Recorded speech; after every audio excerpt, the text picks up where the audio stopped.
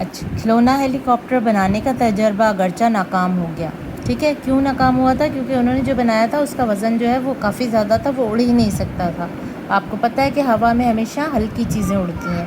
کھلونا ہیلی کاپٹر بنانے کا تجربہ اگرچہ ناکام ہو گیا، تاہم اب انہیں ایک نیا خیال سوچا اور وہ پتنگیں بنا کر اپنے دوستوں کو بیچنے لگے.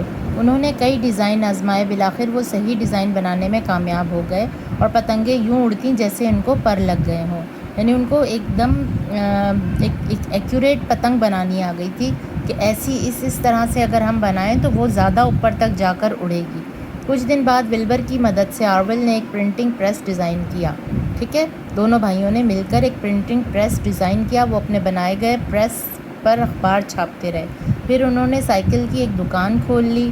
4 سال بعد ایک جرمن ہوا باز گلائڈ جہاز اڑانے کی کوشش میں جان سے ہاتھ دھو بیٹھا. ٹھیک ہے، ایک ہوا باز کا نام ہے گلائڈ، جس نے جہاز اڑانے کی کوشش کی، لیکن کیا ہوا، اس کی موت ہو گئی.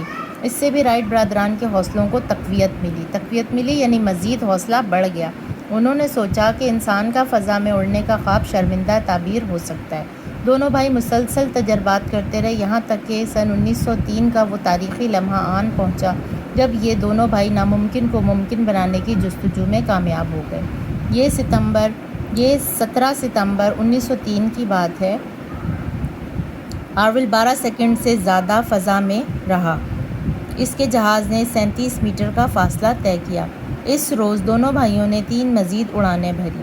ولبر 59 سیکنڈ فضا میں رہا اور 260 میٹر کا فاصلہ طے کیا. یعنی یہ ان کے فاصلے بتائے گئے ہیں کہ اتنی سیکنڈز میں انہوں نے اتنا فاصلہ طے کیا.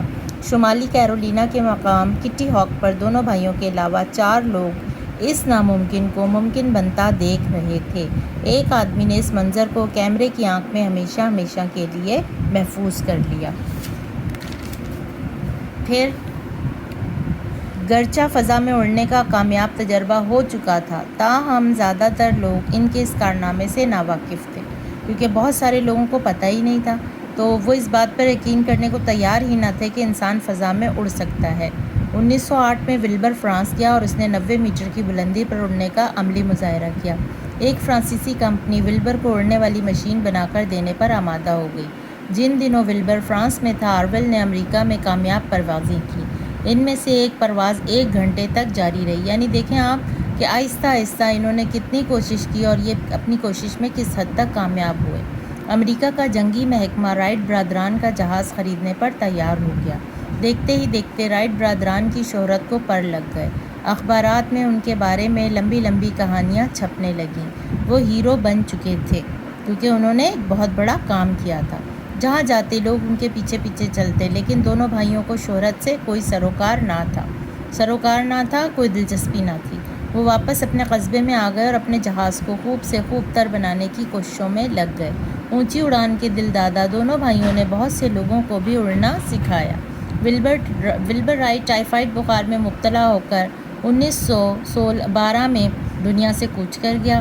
بھائی کی موت کے بعد آرول مرتے دم تک اپنے جہاز کا ڈیزائن بہتر کرنے میں لگا رہا. آرول کا انتقال 1948 میں ہوا. آج دنیا میں برق رفتار جہاز موجود ہیں. برق رفتار کے معنی کیا ہوتے ہیں؟